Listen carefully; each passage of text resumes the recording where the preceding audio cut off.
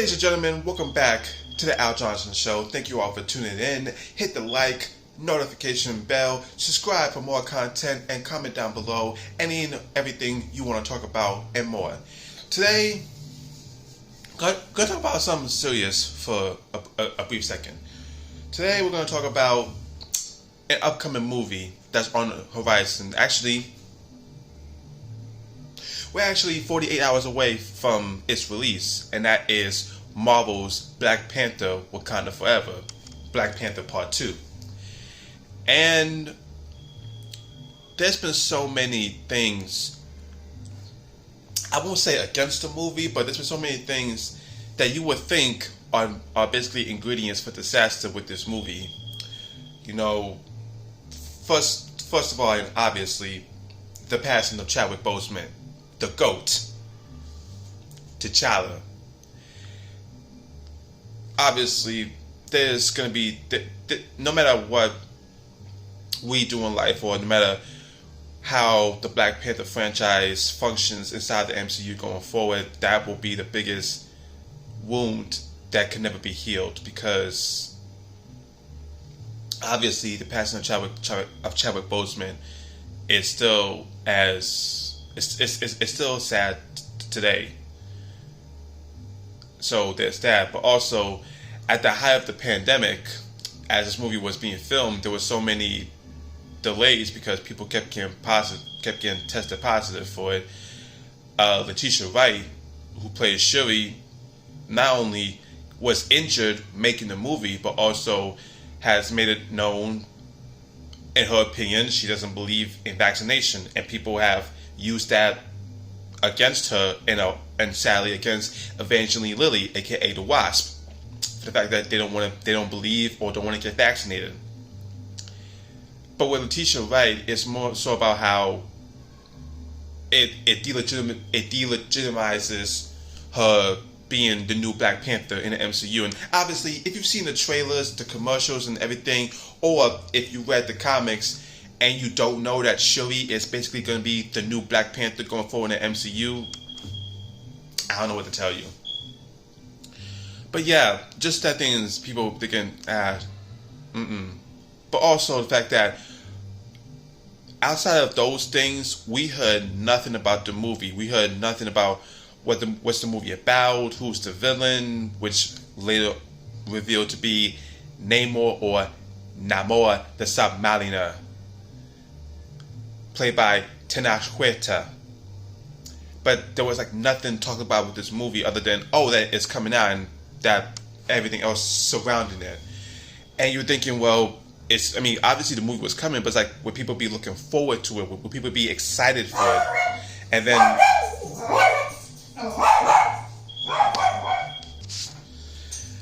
sorry for the rude interruption. My dog is right here.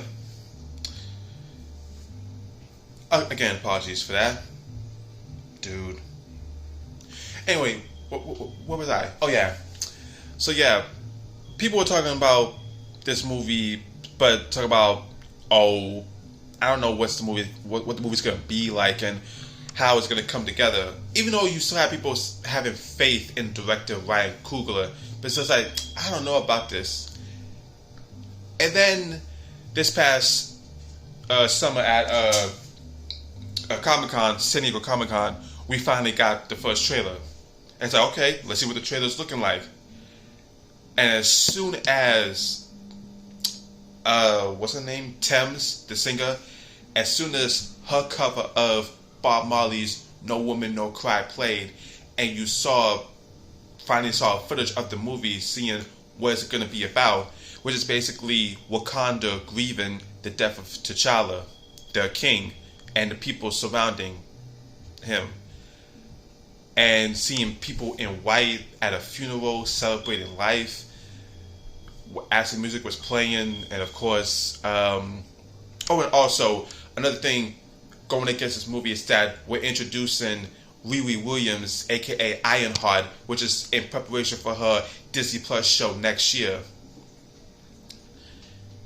Which you saw in the first trailer, you saw Ironheart and all that, but still, it's just from that first trailer, and the music choice alone, and the imagery surrounding it is like, oh wow, this looks like something. And then halfway through the trailer, it then gelled, or how do I say it? It then interwove itself. It was a mashup, but then it interwove itself into Kendrick Lamar's "We Gon' Be Alright," telling us, not just us, but us as a people and us as a fandom, saying we gon' be alright. That this movie is in good hands under Ryan Coogler and the people doing this movie, and that they plan to pay tribute to Chadwick Boseman and T'Challa, but still giving us a great movie. And then, of course, the cherry on top, Angela Bassett, who already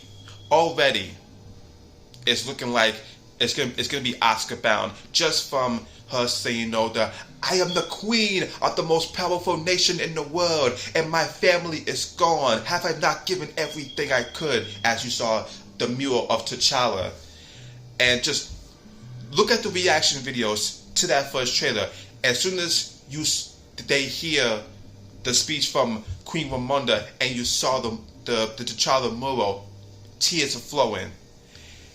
And just watching it myself, and then also at the end you saw the tease of the new Black Panther, Shuri.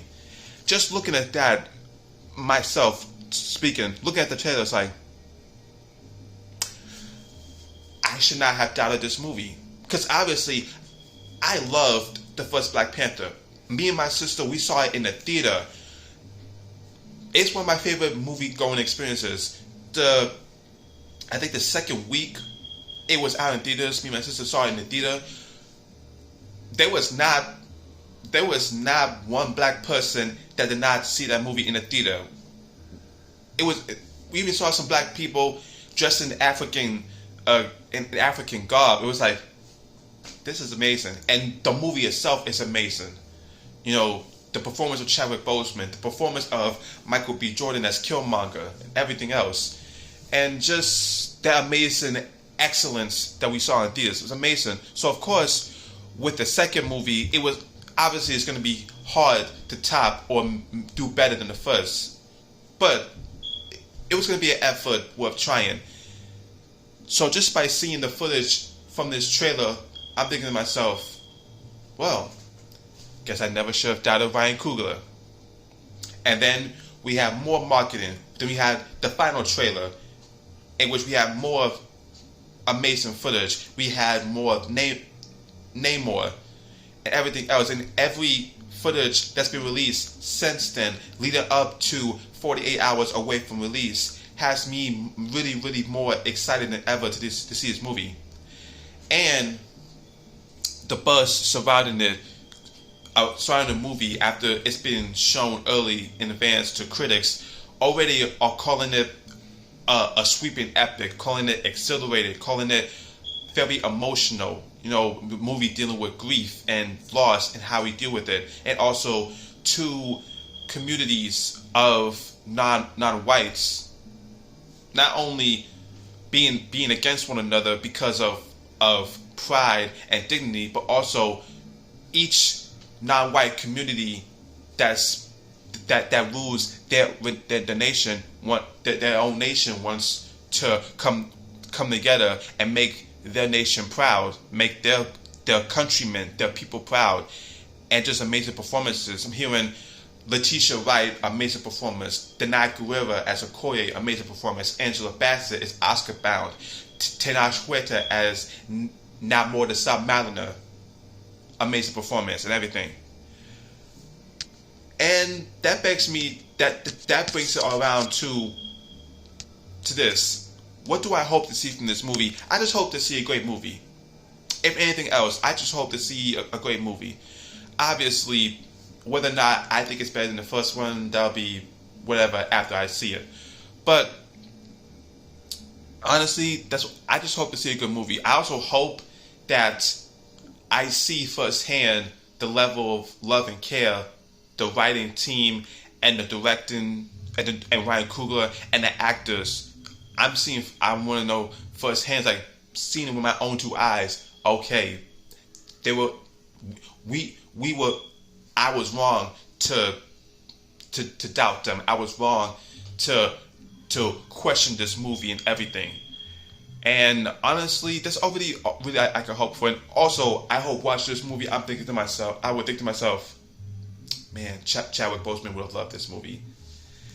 But that remains to be seen, because like I said, 48 hours away from release, and the more I think about this movie, the more and more I'm imagining how I'm gonna feel watching this movie has me more excited than usual. And I was excited this time when the hype for the first movie was being hyped up, and I was already excited for it then automatically. This, I was excited but not really looking forward to, even though I was excited to see it. This now is like, I'm looking forward to seeing it. So, and that's what there is to it. I'm really, really looking forward to seeing Black Panther 2 Wakanda Forever. And I'm looking forward to seeing a phenomenal movie, and as well as a beautiful tribute to one Chadwick Boseman, aka T'Challa. And I hope the movie is good. I really, really hope the movie is good. Fingers crossed. And with that being said, that concludes today's edition of the Al Johnson Show. Thank you all for watching. Let me know down below, are you excited, or were you excited for Black Panther Wakanda Forever? Were you not excited for it? What do you think about the whole... Oh, I forgot to mention this too.